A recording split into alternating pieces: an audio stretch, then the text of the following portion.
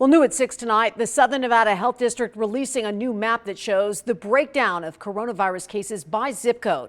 But as 13 Action News reporter Leah Pizzetti shows you, this color-coded map isn't necessarily black and white.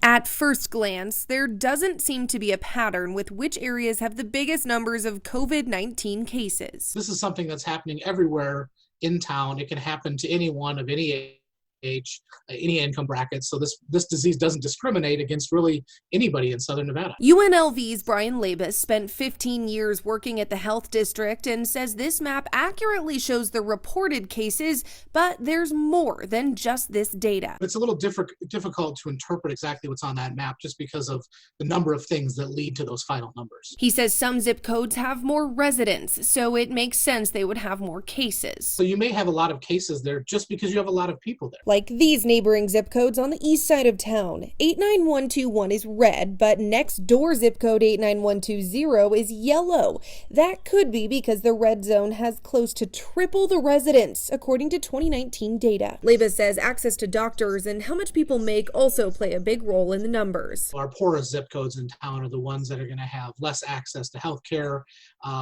less likely to be insured, and just have challenges even getting to the doctor if they wind up getting sick. Fewer people with access means fewer tests and fewer recorded cases for those areas. So if your zip code has fewer cases, it could mean either a smaller population or less testing is being done. And if your zip code has more cases, it could mean a higher population or more accessibility. It could be a reflection of your community has good health insurance and you are the people that are getting to the doctor most frequently and getting diagnosed.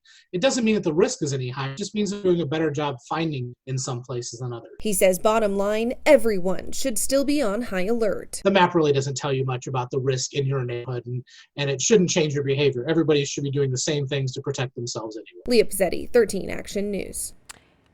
And you can look through that map on our website. Just go to ktnv.com and you'll see it right there on the homepage.